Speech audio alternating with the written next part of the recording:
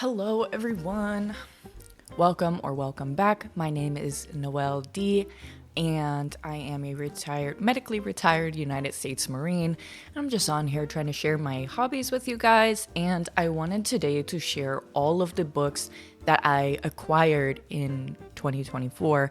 And I know that it is just before Christmas, but I didn't ask for any books this year for Christmas because honestly I have gotten, for what me feels like, a lot of books, and my shelves are looking absolutely crazy right now because I took off all the books that I got this year. And I will be saying that I acquired them because not all of them did I buy for myself. Most of them actually were gifts from my husband or friends or my family, who give me money for my birthday and some Christmas money from the beginning, like in January and things like that. And actually, I did get a gift card from Shaughnessy Schroeder at the beginning of the year for $50, in which I bought books with, of course, naturally. And so today, the different questions that I'll be answering is around when did I get the books?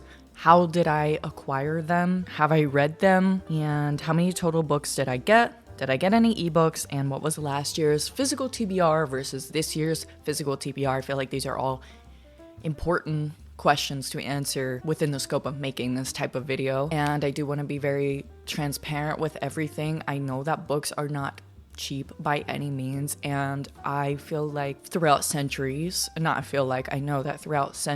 books have been seen as a sign of wealth, and that's not exactly how I view books. I know that my husband and I save, and we try to put money into ourselves and into our hobbies and into each other as well. And then I've also gotten gifts from my friends, some money, and from family for my birthday, and I know that it's very much a blessing to be able to get as many books as I did. And for me personally, I do feel like I probably got too much, and it is a little overwhelming and does give me a bit of anxiety because I'm like, at the rate to which I read books is not as high as others, I guess. So, and I definitely realized that this year. So I will try to go as chronologically as I can for how much I can remember, because sometimes the remembering doesn't be remembering. So the first books I want to talk about is Harry Potter. I acquired 2 through 7 this year, and this was on a buy one get one free sale, I believe. And also I got the gift card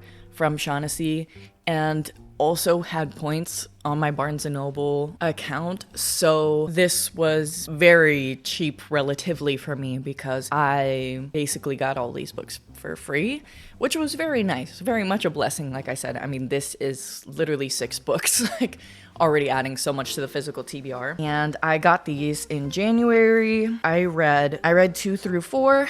And I just started the 5th book, and obviously I haven't read the 6th and the 7th book. And if you don't know what Harry Potter is about, there is a young boy who was orphaned, who was forced to live with his aunt and uncle and his cousin, and they suck. And Harry finds out that he is a wizard and then goes to a magical school where he gets to learn magic and make some friends along the way, proving himself time and time again against evil forces within the world as he is being targeted by the most evil wizard in their world. And as you can tell, I bought all these because I knew I would love them, and these are all of my tabs, and I've color-coded them. So I grew up with the movies and wanted to finally read the books, and like I said, I just started the 5th one, and I think that around Christmas time and winter time is the perfect time to read them. Next, what is the next book that I probably got? I think that the next one was A Rage of Dragons by Evan Winter, and he is I want to say he's African American, but this is a fantasy that is based on, I want to say that there are elements of African tribes within this book, and I was drawn to the cover before. I will say that the front kind of looks like a football, and that kind of sways me away, but I have heard good things about this book. I've also heard some not good things about this book, but I think that The premise sounds so interesting. This says Game of Thrones meets Gladiator, which I don't know how true that is, how accurate that is, but I find it really interesting that someone brought in African elements into a fantasy book, because I feel like a lot of the fantasies that we read have a lot of European, mainly British influences, and I think that it's really cool to have something different. That's what really drew me to this. I believe that I bought this one for myself. You know, if I didn't, then my husband bought it for me. I can't remember. And I have not read this one yet. It is a little lower on the TBR just because there are other books that I want to read first. Harry Potter being one of them, because I'm so excited to read those, because it's really a long-awaited series for me to read. And this one is just kind of one of those that I'm like, I will get to this eventually. And I have it just in case I get that feeling to want to read it. The next ones, I want to say that the next one is probably, because I did say, oh, I'm not gonna buy that many books this year,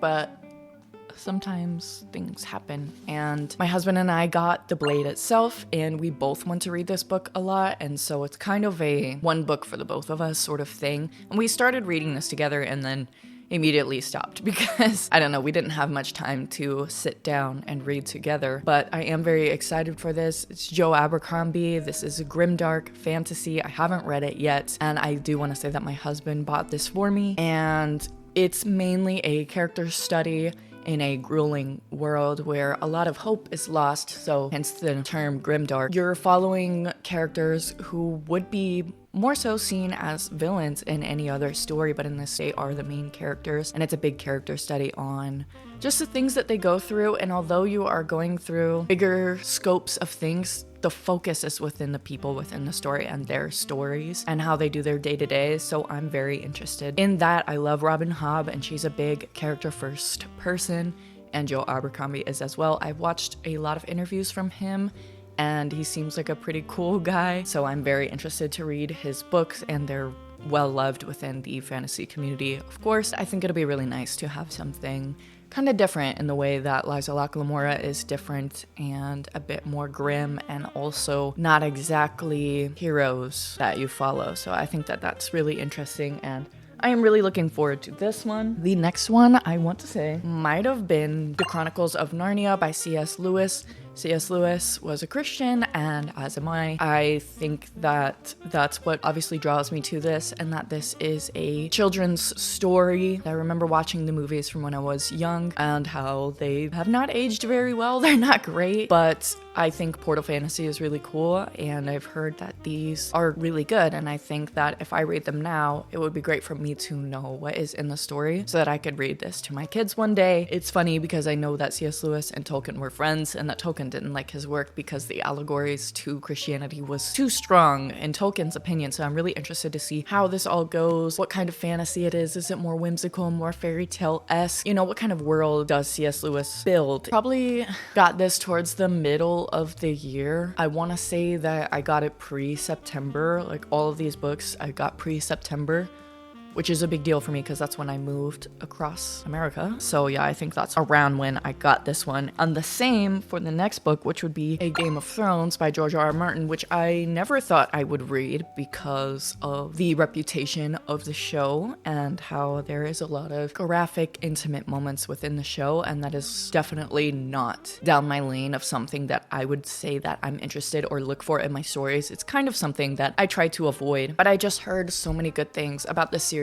even though it's not finished, and that doesn't really bother me because I think sometimes theorizing about the end can be such a great conversation and you can relate with so many others on that. And I think that that's something that's definitely cool about this series, is that there are so many fans, and that's something that definitely brought me to this, is that I love having a channel and love reading, not only for the feel of reading and the relaxing of reading, but also the conversation. I feel like the conversation is my favorite part of reading, which is why I have this channel and why I try to convince all of my friends to read the books that I like so we can all talk about them together and experience these worlds together. And I just think that reading is the best way to consume a story. And so that also piggybacks on what I said in the beginning of this video, is that reading for me is not a sign of wealth. I don't just have these bricks on my shelves just to sit there and look pretty, although they do look pretty, and reading does feel very oddly aesthetic, I guess. But I read for the actual story, for the conversation with others, and just to see how creative people can be, and also to increase my memory because I do have memory problems. And reading huge epic fantasies like this one with so many characters helps me remember things and have that active recall with this.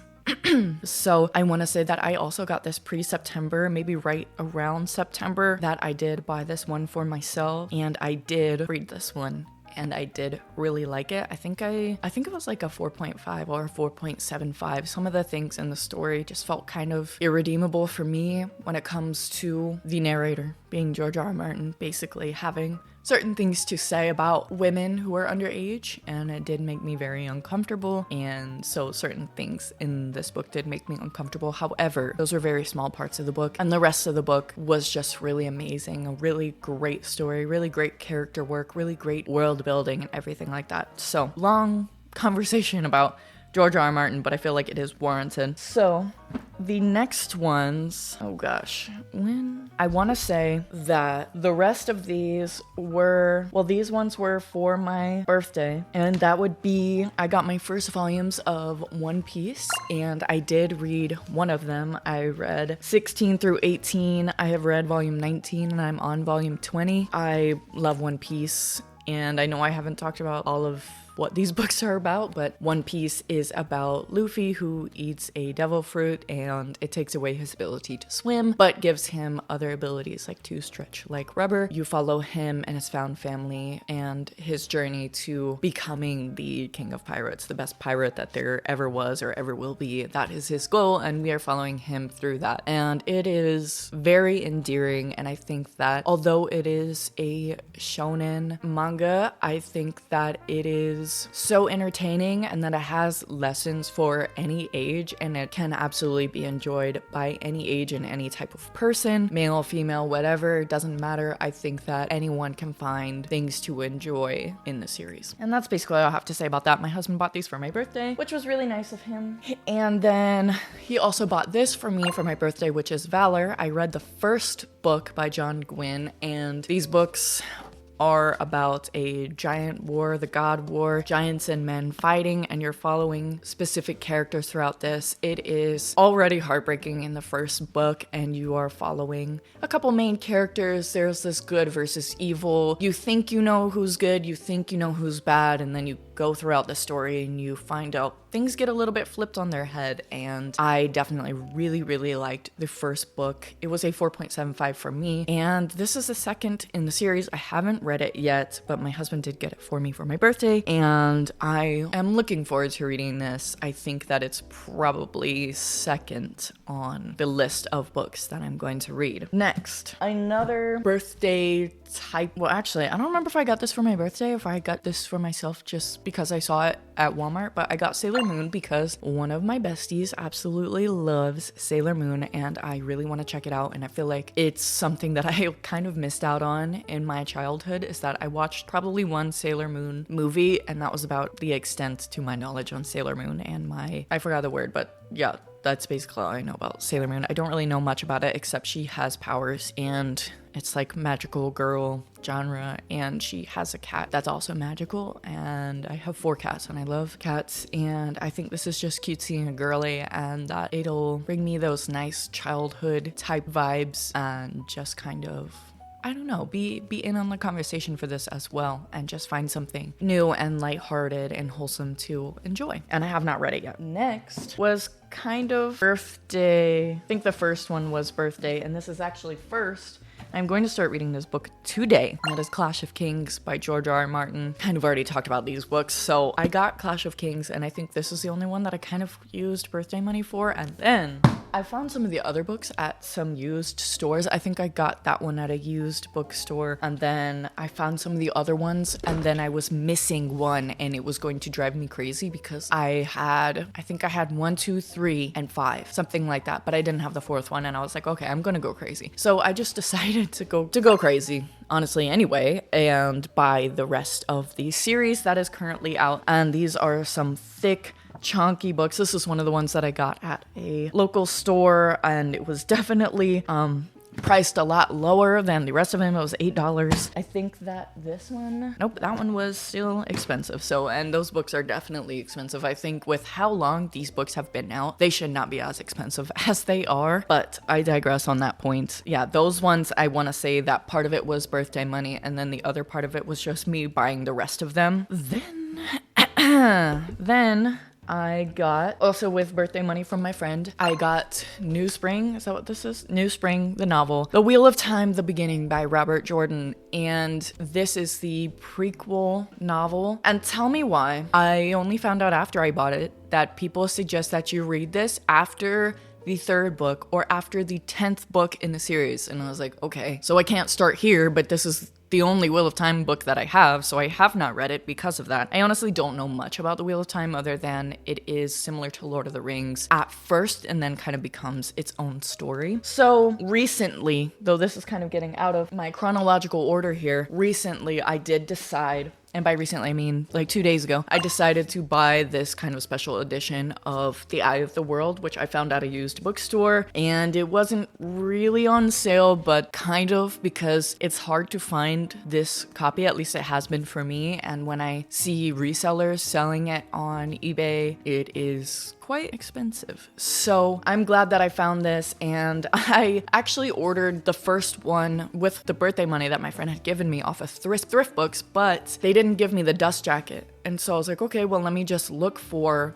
the dust jacket for the first one. And this is not even the original art. This is a special edition, like I said. And I really like the original art. and I want everything to look the same, but thankfully, these are the same height, so I will call that a win and just probably put it on my bookshelf like this to make myself feel better about it. I don't know, little things like that will bother me, and it really doesn't matter. It's really like in the scope of things, it really doesn't matter, but because I am a book collector as well as a book reader, I definitely want to just have this be a series that looks all the same, you know? And it's a lot easier to find the smaller ones, so I should have just went with the mass market paperback version. But the problem with that is that each of those in the front has the Amazon Prime show, whatever, and I'm like, I don't care. I don't want your not take-offable stickers on my books. But I recently found this literally 2 days ago and decided to get it because I have not seen this out and about. And then, almost last, but not quite. Not last, but also least, which is these two Emily Henry books that I read for my trying romance for the first time, contemporary popular romance, and I DNF'd Happy Place. I will be donating both of these to the library, and this was a 2.75 or 2.5, something like that. I don't like her writing, the romance that she builds either, so I've already talked enough on these books, so if you guys want to hear about me kind of rant about these books, definitely check out my reading romance for the first time. And then the most recent book I got was The Eye of the World, but before that, which I did buy both of those Emily Henry books, and I did buy this. Did I buy this? No.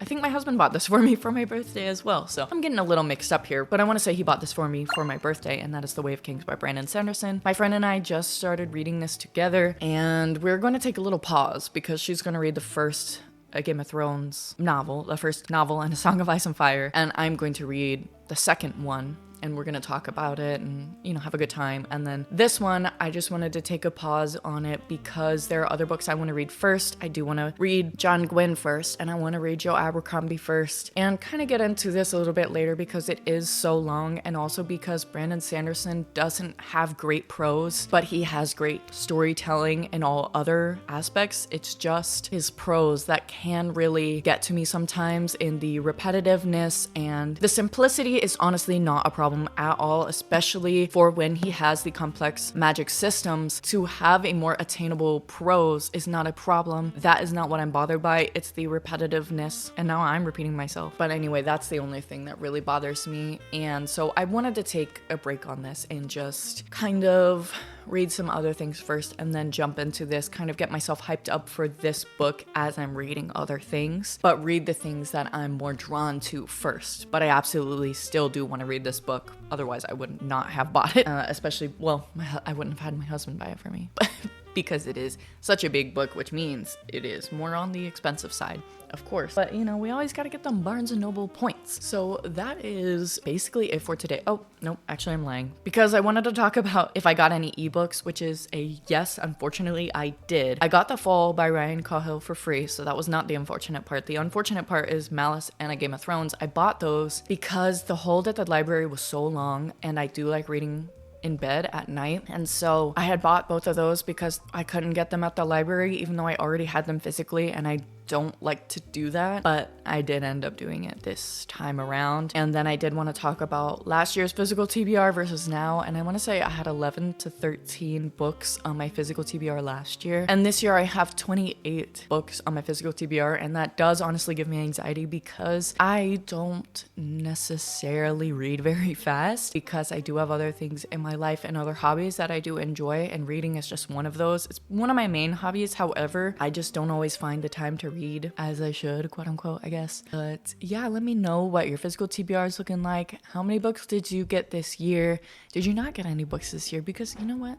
That's perfectly fine, and I respect that, because save that money, sis. Save that coin. But I do want to know if you guys have read any of the books that are on my TBR, and if you want to convince me to move some of these books up higher on the TBR. I am always willing to listen and be hyped up with you guys to read the books that are on my TBR. So yeah, just let me know, and God bless.